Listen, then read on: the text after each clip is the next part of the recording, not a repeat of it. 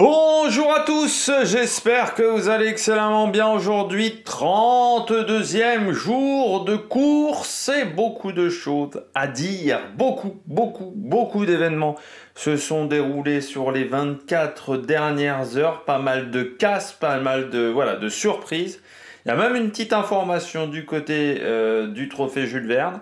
Ouais, ça a été très chaotique pour pas mal de concurrents, avec parfois des soucis qui vont pas être faciles à réparer tout de suite. Bonjour à tous et n'hésitez pas à vous abonner à la chaîne, à réagir dans les commentaires, à mettre un pouce bleu, à partager la vidéo sur les réseaux sociaux, notamment auprès de vos proches, je pensais que ça peut les intéresser. Si vous avez les moyens, que vous voulez soutenir mon travail, et seulement si vous en avez les moyens, vous pouvez faire un super sphinx. Deuxième solution pour me soutenir, vous rajoutez la petite cloche. Comme ça, vous êtes au courant des dernières vidéos qui sortent sur la chaîne. Plus vous cliquez rapidement sur notification, sur une miniature, plus la vidéo est mise en avant par YouTube. C'est comme ça que ça se passe sur cette plateforme. Je précise, j'enregistre, c'est 17h32. Je pensais enregistrer plus tôt, mais j'ai eu plein de petites choses à faire, plein de petites couillades à faire. Demain, je sais pas à quelle heure je ferai la vidéo parce que je devais la faire plus tôt dans l'après-midi, sauf que il y a peut-être un changement de dernière minute, donc elle arrivera peut-être à la bonne heure. Donc vraiment voilà, je suis désolé, mais je peux pas vous prévenir à quelle heure va arriver la vidéo parce qu'il y a une petite couillade là aussi de dernière minute. Et puis donc vendredi, samedi, dimanche, de toute manière il y aura 3 vidéos vu que c'est la priorité sur la chaîne. Par contre, encore une fois au niveau des horaires, c'est un petit peu compliqué de vous donner un horaire précis pour savoir quand sortira ces vidéos. On commence avec la météo. Vous voyez que la situation à l'avant de la course est plutôt assez calme. Vous avez cette dépression qui est ici, qui s'est éloignée du reste de la flotte. Charlie Dalin était un petit peu dedans hier. Vous avez une sorte de petite queue de dépression ici. Mais en fait, elle est assez dure à atteindre pour les concurrents parce qu'elle se situe plutôt dans la zone d'exclusion et pas vraiment dans la zone de course. Vous voyez qu'on est quand même dans un endroit où la zone de course est extrêmement réduite. C'est entre 350 et 280 000 à peu près.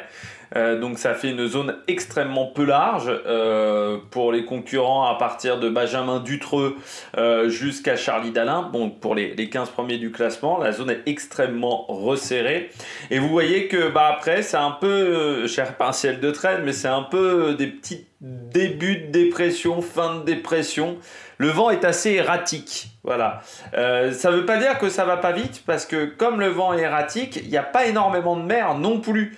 2,50 m, 3 mètres de mer, donc c'est vrai que pour Jérémy Bayou et les autres, ça permet de naviguer quand même à des bonnes vitesses pour le moment. Derrière, donc on retrouve le groupe Boris Herman.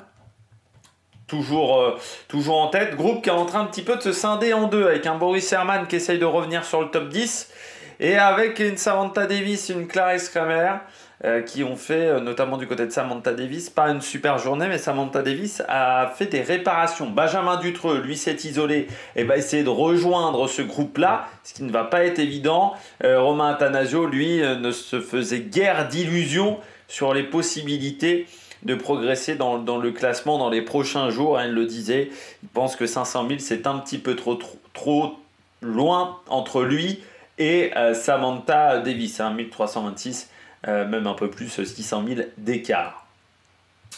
Derrière, la météo dans les prochaines heures pour ce groupe-là de tête. Vous voyez, ça va être assez calme pour les concurrents du groupe de tête. Demain, je pense qu'on n'aura pas des grosses moyennes, il y aura même des zones de molle. Il faudra éviter de tomber dans ces zones de molle. Je pense que ça va pas être facile pour Boris Herman. Vous voyez, le vent va être vraiment assez peu fort.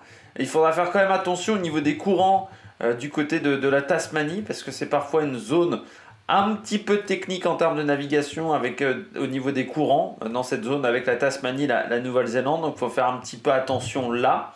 Le vent, lui, en fait, va plutôt toucher les concurrents du groupe des bateaux à dérive. Vous voyez, ils sont en plein dans une grosse tempête là, assez importante avec beaucoup de vent, pas mal de mer qui se déplacent, donc qui devrait les laisser tomber dans une journée à peu près. Sauf que la zone de transition, vous voyez, va être très courte avant d'avoir une nouvelle dépression juste derrière. Donc ça va être durer une journée à peu près de calme avant que ça redémarre. Et par contre, cette dépression-là qui est sur les bateaux à dérive en ce moment va arriver, je dirais, dans 2 jours, 3 jours sur les bateaux de tête. Donc avec du vent, encore une fois, fort, mais peut-être un petit peu plus calme que pour les bateaux à dérive droite. Mais vous voyez que par contre il y aura une autre dépression qui suivra, donc celle-là va taper les bateaux à dérive droite, puis ensuite taper, donc j'irai en fin de semaine prochaine, vendredi prochain peut-être, les concurrents de tête, et celle-là vous voyez elle est pour le moment assez forte, avec pas mal de vent, bien formé, et elle a l'air de grossir en plus d'heure en heure. Donc ça c'est pas l'idéal. Après la question sera de savoir est-ce qu'elle sera dans la zone de jeu ou dans la zone d'exclusion arctique. Est-ce qu'on pourra jouer, est-ce qu'on pourra pas jouer? Parce que c'est vrai que là, vous voyez, la zone de course pour les bateaux de tête, elle est assez réduite en largeur, ce qui ne permet pas véritablement de faire des gros coups tactiques. Hein. Tout le monde est à peu près dans la même direction. Vous voyez que en haut, il y a en plus un anticyclone, il y a une zone anticyclone au niveau du sud de l'Australie. En gros, la zone de jeu, c'est 200 000, quoi. Donc 200 000 en largeur, ça ne permet pas de faire des grands coups. Ça ne permet pas non plus de faire des grosses erreurs en passant, normalement, mais ça ne permet pas de faire des grands coups tactiques. Donc ce n'est pas l'idéal du tout.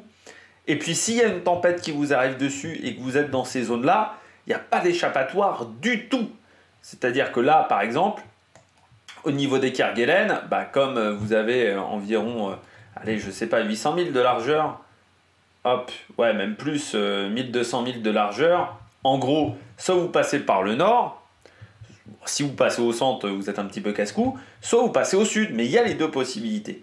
Or, quand vous êtes là, il n'y a plus de possibilité, là, si on avance un petit peu sur cette dépression-là, vous voyez que là, vous êtes dedans, hein, parce qu'en gros, vous ne pouvez pas éviter le vent fort, quasiment, et là, ça peut être très dangereux, très compliqué, avec cette zone, encore une fois, d'exclusion arctique qui est extrêmement haute, donc il faudra faire attention pour les différents concurrents.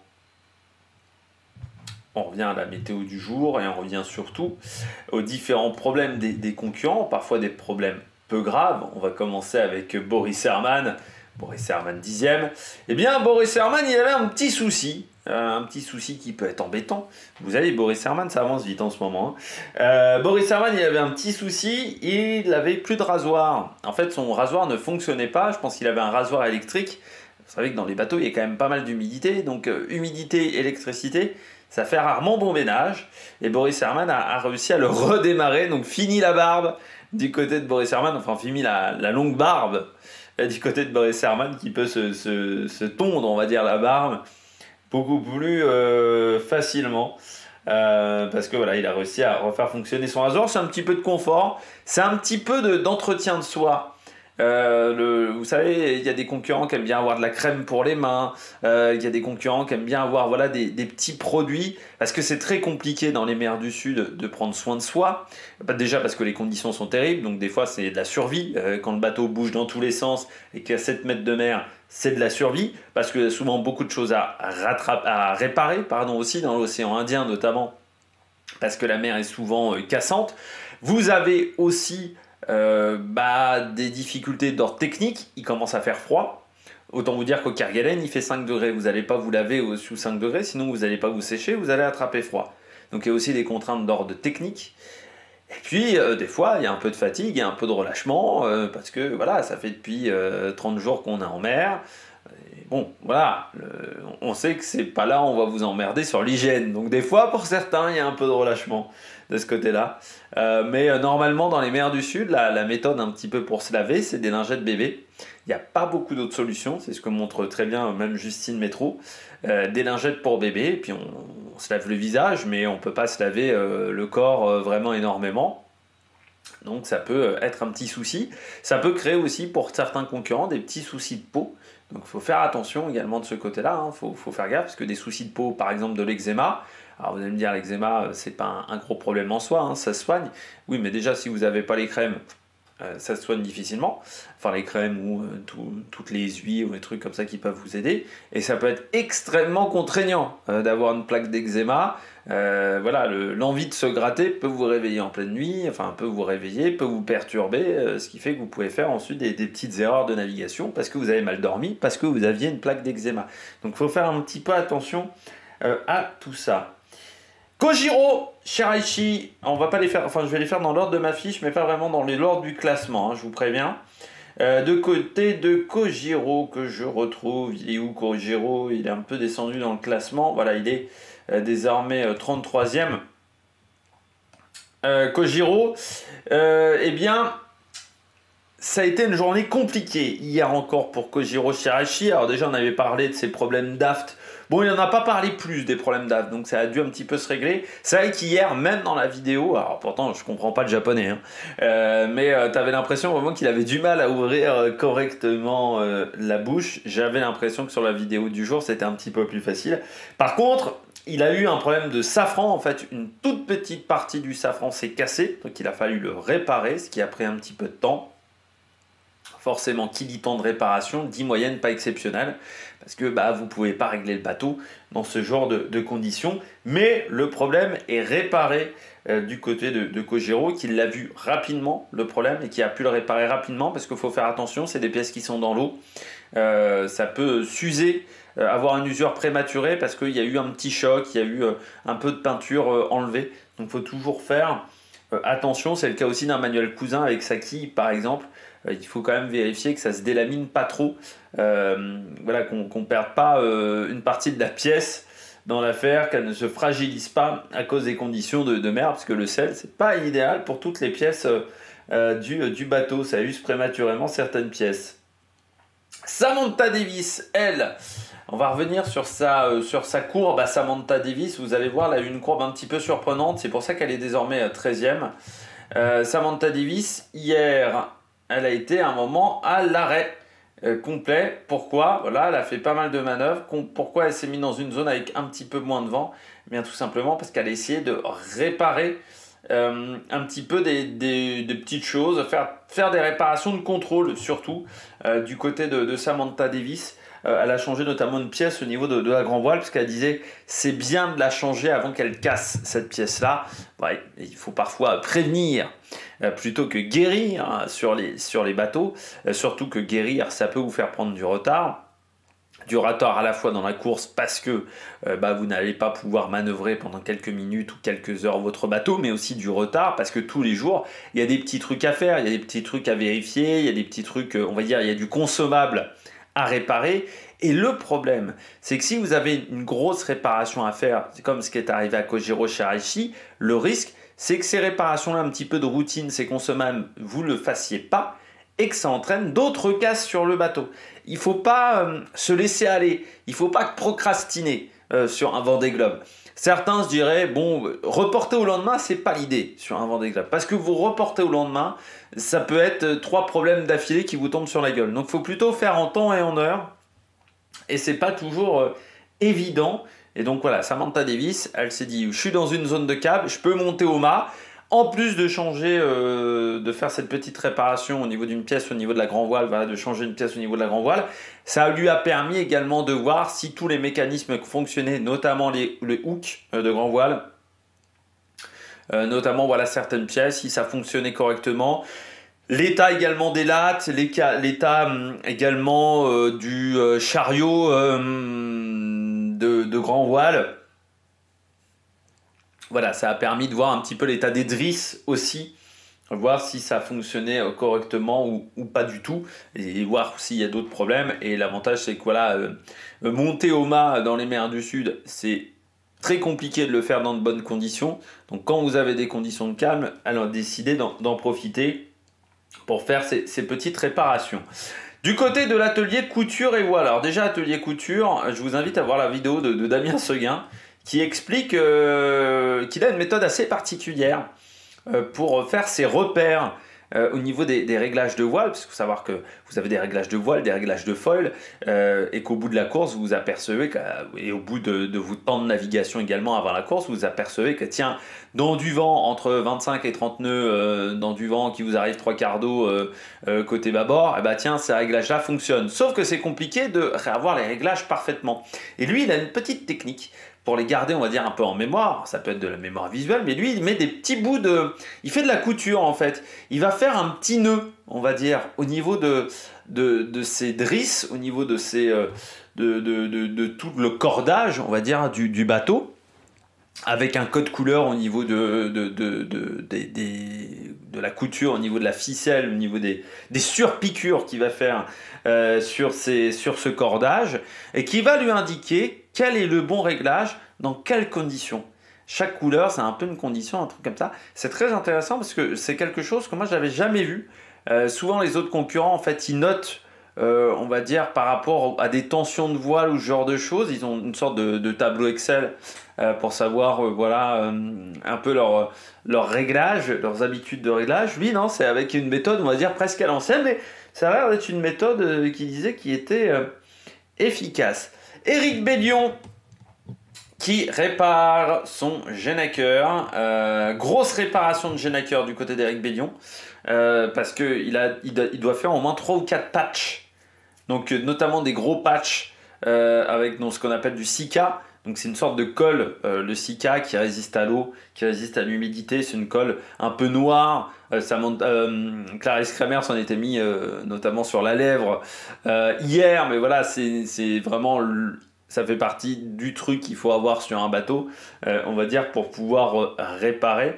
Et donc il collait des patchs sur cette voile de Genaker qui avait un petit peu explosé. Et donc il a essayé de la réparer. Il disait pourquoi il a réparé, Éric Bellion, cette voile-là, et c'était très intéressant à voir. Ce qu'il disait, certes, techniquement, c'est pas une voile... je pourrais me contenter en fait d'une autre voile qu'il y a sur le bateau. Mais le problème, c'est que si cette autre voile casse, eh bien, ma seule solution de secours, c'est d'avoir le Genaker. Sauf que si j'ai un Genaker qui est inopérant et que cette voile-là se déchire, bah, je suis obligé, ça m'embête énormément quoi, dans le reste de ma course. En termes de configuration de voile, je me retrouve vraiment dans la panade et voire même en danger un petit peu parce que j'ai pas les voiles idéales pour certaines conditions de mer. Donc il a préféré réparer son Genaker pour pouvoir, en cas de problème sur son autre voile, pouvoir la réparer, c'était le fractionner. Donc le J0, je crois maintenant en code, donc le fractionné, donc qui est une voile pour du vent un petit peu moins fort. Mais voilà, il disait, il voulait avoir ces deux possibilités-là, Éric Bellion, donc c'est pour ça qu'il réparait. Réparation de voile également pour Tanguy le Turquet, qui a réparé son J2 du côté de Tanguy le Turquet. Je vais le retrouver, Tanguy. Hop là, Tanguy le Turquet. Donc vous voyez qu'il est dans les mers du Sud, qui est passé dans des conditions de mer assez intenses en passant Tanguy le Turquet. Encore une fois, parce que c'est depuis le début des mers du Sud qu'il a tendance à aller dans des conditions assez toniques. Et du côté de Tanguy le Turquet, donc réparation de voile de J2. On rappelle un petit peu la difficulté de réparer cette voile, puisqu'on en avait parlé hier. Le souci, c'est que c'est une voile à poste. C'est-à-dire que c'est une voile essentielle pour la structure du gréement, notamment. Parce que ça permet de rigidifier, on va dire, un petit peu le mât, d'éviter que de démater, en fait, tout simplement. Donc, cette voile-là, vous ne pouvez pas la réparer en la mettant sur le pont ou en la mettant dans la soute à voile, donc en l'affalant. Non, il faut qu'elle reste, parce que sinon, c'est un risque, encore une fois, structurel pour le bateau. Et là, du côté de Tanguy le Turquet, bah, il a décidé de la réparer.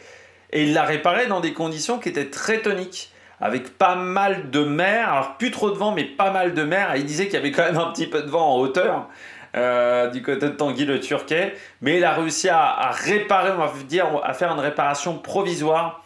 C'est-à-dire qu'il disait qu'avec son J2, pour le moment, il ne peut pas faire de la navigation au près. Mais par contre, il peut faire de la navigation au portant sans aucun problème. Il a en fait mis le patch un petit peu à l'arrache parce qu'encore une fois, c'était des conditions qui étaient compliquées. Donc, il ne l'a pas mis de manière propre, mais il voulait pour pouvoir refaire cette réparation, enfin corriger cette réparation un peu mal faite, on va le dire ça comme ça, eh bien attendre que les conditions de mer soient un petit peu plus calmes, donc attendre un moment de répit peut-être dans le Pacifique pour pouvoir faire ces réparations-là. Du côté d'Isabelle Yoshke, la concurrente qui est avec Jean Le Cam notamment, pas très loin de Jean Le Cam, Isabelle Yoshke, 18e pour le moment. Alan Roura et même Isabelle Yoshke sont repassés devant Jean Le Cam qui s'est éloigné de la zone d'exclusion des glaces, donc forcément il est éloigné par rapport à la route idéale. Du côté de Isabelle Yoshke, eh bien, elle était très fatiguée et ça se voit, hein. Depuis le début de course, je trouve c'est une des concurrentes qui morfle le plus au niveau des cernes. Vraiment c'est dur. Du côté d'Isabelle Yoshke, on sent qu'elle est à la bagarre et qu'elle a du mal à avoir un bon rythme de sommeil. Isabelle Yoshke, elle a dit j'étais exténuée. Donc j'ai dormi 3-4 heures d'affilée. Elle avait fait également ça au bout de 2 jours et demi, 3 jours de course, où elle avait dit j'étais obligé de m'endormir parce que sinon je vais crouler par terre.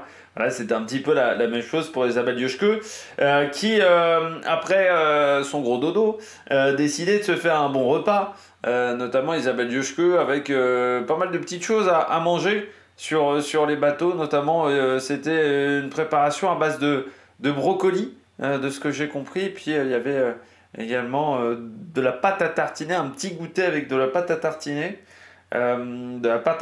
qui n'était pas d'une marque italienne fort connue, mais une marque plutôt, une petite marque française. SVR, on reparle de Jules Verne, pour vous dire que SVR a fini ses réparations. Je rappelle que SVR avait fait une tentative de Jules Verne, ils avaient cassé un foil, ils étaient revenus à Concarneau, dans l'équipe dans les ateliers de François Gabard. Réparation, donc je crois que c'est Merconcept, le nom de l'entreprise même, et donc réparation du côté de l'équipe de François Gabard. L'idée, ça serait de repartir ce week-end, mais encore une fois, il faut avoir une fenêtre d'ouverture qui soit la bonne en termes de météo. Mais voilà, l'idée, ça serait de repartir désormais ce week-end le plus vite possible, parce qu'il ne faut pas trop attendre non plus, parce que là, dans l'hémisphère sud, on est en été. Si vous attendez un petit peu trop, vous pouvez finir votre tour du monde, c'est la fin de l'été, donc ça peut être un petit peu contraignant. On essaiera de suivre cette tentative de record du monde, si elle a lieu pendant le Vendée Globe, si elle se termine pas très loin du Vendée Globe. Par contre, si c'est un petit peu en dehors du Vendée Globe, on fera peut-être une vidéo de débrief à la fin de ce record, s'il y a potentiellement un record pour les tentatives à la fois de Sodebo et de SVR Lazartigue. Romain Attanasio, lui il a appris une bonne nouvelle. Romain Attanasio, il a appris une bonne nouvelle. Il savait déjà depuis le départ qu'il allait avoir un enfant, mais il ne savait pas le sexe de son enfant. Je ne sais pas s'il a gagné au tirage, je ne sais pas s'il voulait un petit peu de variété dans sa famille.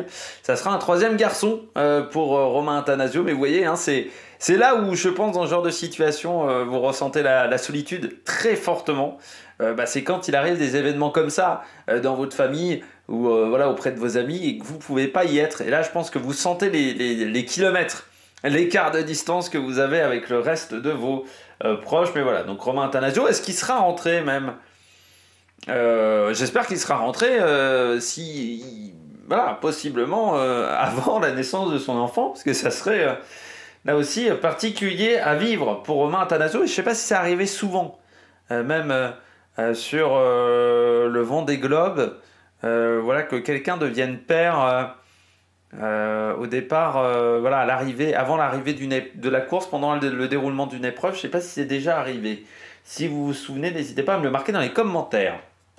Violette d'Orange, elle a eu une mauvaise surprise cette nuit. Violette d'Orange, départ à la bâtée du côté de Violette d'Orange, donc le bateau qui s'est couché. Elle a dit elle a eu de la chance.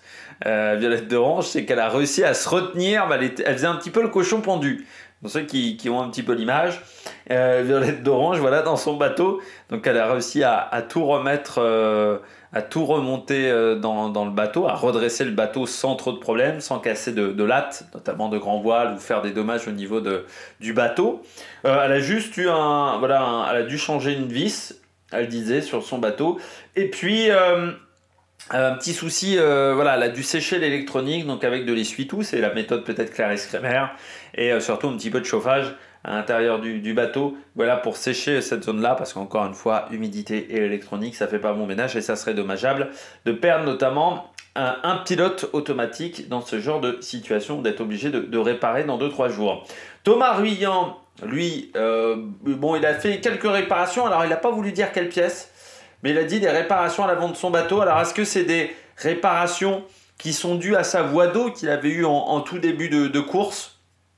Est-ce qu'il a dû encore une fois refaire de la stratification qui s'était peut-être voilà, un petit peu usé depuis le poteau noir, parce qu'il avait fait ces réparations-là avant le poteau noir. Ça, c'est la grande question du côté de Thomas Ruyant, mais voilà, une réparation pendant 1 heure, 1 heure et demie. Je dirais que ça ne devait pas être un truc très grave. Peut-être une écoute qui n'était plus dans l'enrouleur aussi et qu'il a fallu remettre dans un des enrouleurs. Jin Kun-Shu, qui déjà n'est plus avant-dernier de la course. Jin Kun-Shu est remonté à haute vitesse. Notre concurrent chinois sur Manuel Cousin et Fabrice Amédéo. Alors il faut savoir qu'aussi, là encore, il est plus au sud que ses petits camarades, donc plus proche de la zone d'exclusion des glaces, donc en fait plus proche de la route idéale. Jin Kun-Shu, des nouvelles de son épaule. Bah, ça va toujours pas fort, hein. Il s'en plaint encore. Il a fait une vacation ce matin qui a été traduite sur le site du Vendée Globe et il disait que voilà, il était quand même pas très rassuré avec son épaule droite et il disait que bon, bah, il faudra qu'il se fasse opérer en revenant du Vendée Globe. C'est un peu con de pas l'avoir fait avant, mais voilà, il disait toutes ces années de voile paralympique, mais également de préparation sur le Vendée Globe en classe IMOCA, ont fragilisé son épaule droite, qui je rappelle est le côté de l'épaule, on va dire, valide, le côté de sa main valide, et donc forcément il compense un petit peu plus. C'est peut-être ce qui arrive aussi à Damien Seguin de temps en temps, hein.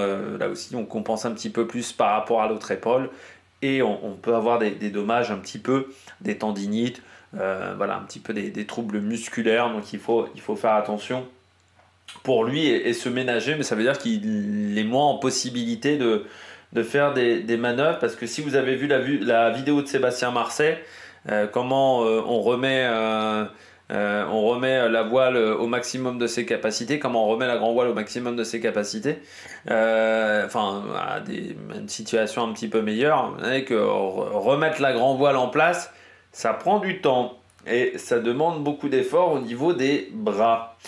Deux gros problèmes. On va finir par les 2 gros problèmes du jour. On commence avec Guirec Soudé. Guirec Soudé, il a un souci qui peut devenir vraiment problématique du côté de Guirec Soudé. C'est le problème de drisse de grand voile. Faut savoir que pour monter et descendre la grand voile, vous utilisez des cordes, voilà, des câbles qui sont des drisses aussi. Vous avez les bouts et les drisses, ce qui permet de hisser, déhisser la grand voile aussi. Le problème, c'est que Guirec Soudé, c'est bloqué. Voilà, c'est bloqué. Alors, il a réussi en manœuvrant un petit peu à modifier la position de la grand voile, mais il va devoir monter au mât pour régler le problème, parce que souvent en fait les drisses sont à l'intérieur du mât. Elles ne sont pas à l'extérieur, elles sont souvent à l'intérieur pour que ça soit plus aérodynamique, voilà, pour qu'il y ait moins de risques également parfois d'usure. Mais bon, il se peut que dans le mât, vous ayez un petit bout de carbone qui traînasse et qui casse au bout d'un moment la drisse. Et là, pour réparer, ça peut devenir très contraignant. Donc je pense que Guirec Soudé, par exemple, il va passer par l'extérieur du mât.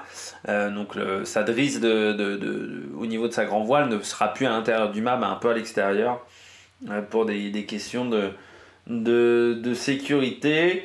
Et puis Antoine Cornic, problème pour Antoine Cornic de chariot de grand voile, là aussi. Donc c'est une pièce qui est au niveau du mât, qui aide aussi à la montée et à la descente des voiles, enfin de la grand voile surtout. Et là du côté d'Antoine Cornic, ça s'est complètement cassé. Il a dit, la pièce, il l'a montré entre ses doigts, ça a complètement cassé. Le problème, c'est qu'Antoine Cornic, vu où il est actuellement, il ne peut pas réparer.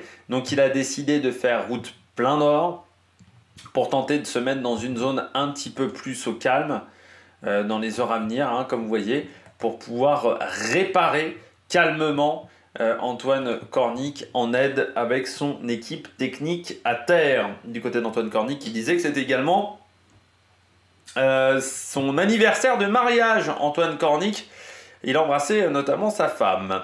Antoine Cornic, il n'embrassait pas que la mère. C'est un petit peu sa petite catchphrase, on pourrait dire ça comme ça. Et puis on termine avec Conrad Coleman. Conrad Coleman, le néo-zélandais. Pas mal de petits soucis du côté de Conrad Coleman, pas mal de petites merdes du côté de Conrad Coleman, avec des problèmes de voile, notamment son J3 qui est déchiré. Il a également une caméra qui est cassée, une caméra qui permet de filmer l'extérieur du bateau qui est cassé, qu'il doit réparer. De ce que j'ai compris de la vidéo, c'est qu'il a des problèmes de dos. Conrad Coleman, voilà, il a des douleurs au dos, donc il va falloir réussir à régler tout ça, et puis surtout pas se faire un limbago. Se faire un limbago sur un Vendée Globe, c'est abandon, hein. Il faut essayer de rentrer le plus vite à terre, donc il va falloir essayer de ne pas se bloquer le dos du côté de Conrad Coleman dans les heures à venir. On a fait le tour de tout ce qui s'est passé sur cette journée. Je vous avais dit c'était long, il y avait beaucoup d'informations à donner, donc on va faire un petit point du classement. Pour le moment, eh bien, c'est toujours Charlie Dalin qui est en tête avec un escar stable avec Sébastien Simon et Johan Richomme. C'est un petit peu plus éloigné encore. C'est pas énorme l'écart avec Johan Richomme. On va dire hier, on était... Si je regarde hier, 11h... On était à 413 000, donc non, il s'est même rapproché, Johan Richomme, parce qu'il est descendu plus sud. Vous voyez qu'ils ne sont pas totalement dans la même situation météo, parce qu'il y a une zone de molle qui est juste devant eux, et qui essaye de contourner Charlie Dalin, mais c'est pas évident. Donc pour le moment, Sébastien Simon, il est bien revenu aussi dans le match. Hein, vous voyez, Charlie Dalin a fait une journée à moins de 400 000, 431 000 pour Sébastien Simon, notamment avec des grosses vitesses, hein, 87.2 sur les 4 dernières heures contre 51.5.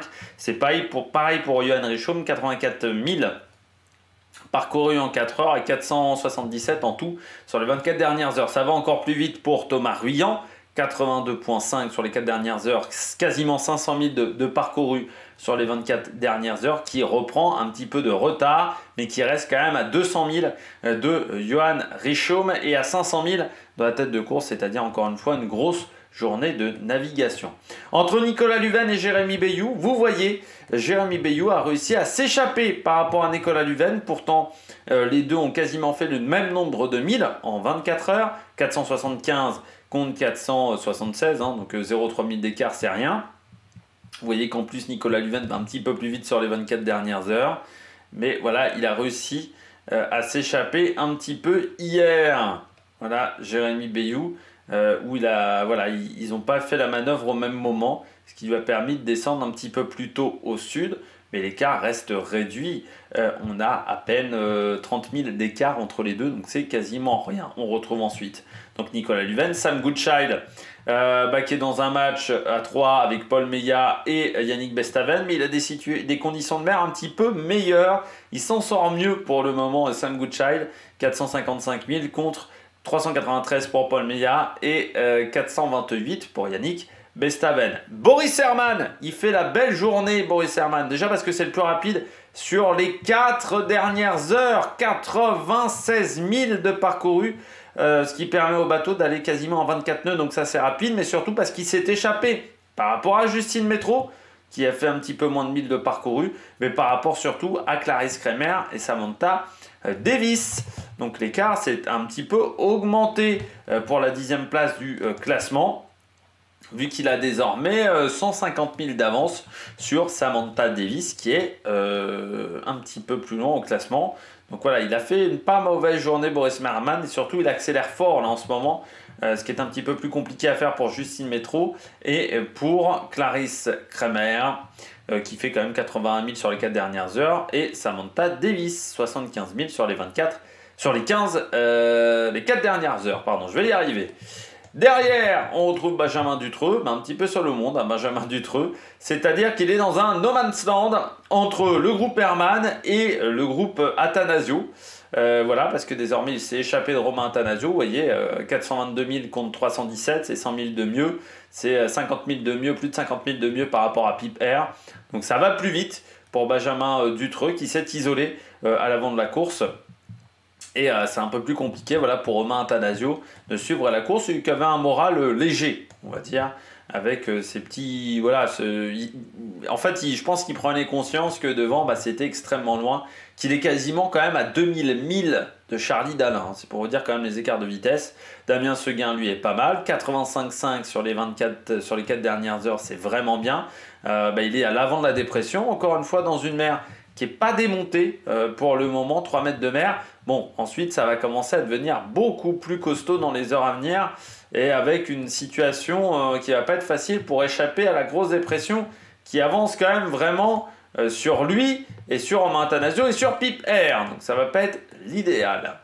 Devant, donc les bateaux à dérive qui sont une dépression, pas des moyennes, on a eu mieux, voilà, en termes de moyenne, c'est Benjamin Ferré qui a fait la meilleure journée avec quand même 411 000 de parcourus pour Benjamin Ferré, il met quand même quasiment 30 000 à tout le monde. Hein. Benjamin Ferré, Violette d'Orange qui a 350 000, Sébastien Marseille à 372 000, qui avance quand même vite, hein, Sébastien Marseille, avec pourtant un bateau vraiment d'ancienne génération.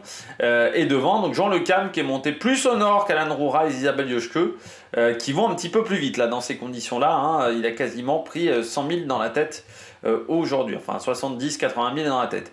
On voit Giancarlo Pedoté, très belle journée de Giancarlo Pedoté. 437 000 de parcourus. Arnaud Boissière également, 385 000 de parcours également, mais 437 000, 74 de moyenne. Et bien ça va aussi vite que les bateaux de tête pour le moment. Donc ça c'est vraiment pas mal de la part de Giancarlo. Et puis on va regarder le groupe des sudistes. Donc vous voyez Conrad Coleman avec ses petits problèmes de dos, quand même 360 000 de parcourus. Le groupe des sudistes, donc plus proche de la route idéale, mais forcément dans des conditions de mer où il y a moins d'échappatoire, eh bien ça se passe bien pour Tanguy Le Turquet, plus compliqué pour Guy Hatsoudé, voilà, avec ses problèmes de grand voile, 226 000 seulement de parcours, il va essayer de réparer au niveau des Kerguelen.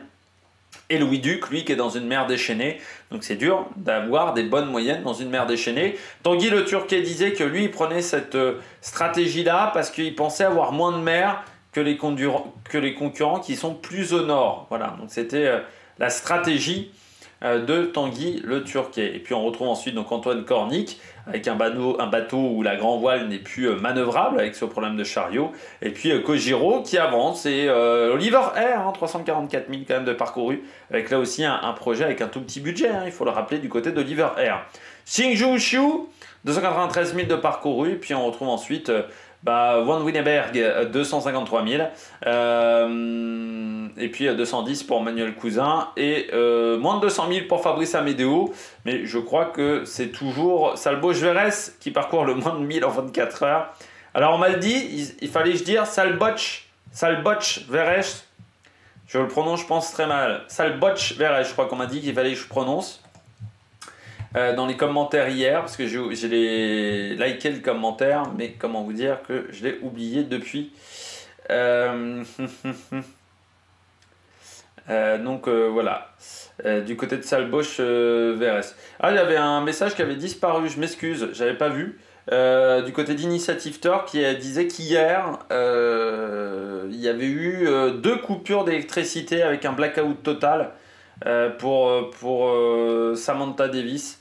Donc c'est peut-être aussi ça qui a fait qu'elle a essayé de réparer quelques petites pièces sur son bateau. Voilà, problème de pilote, donc c'est pour ça qu'elle a perdu un peu de temps il y a 2 jours aussi Sam Davis à cause voilà, de ce problème de blackout total, donc plus de pilote, plus rien.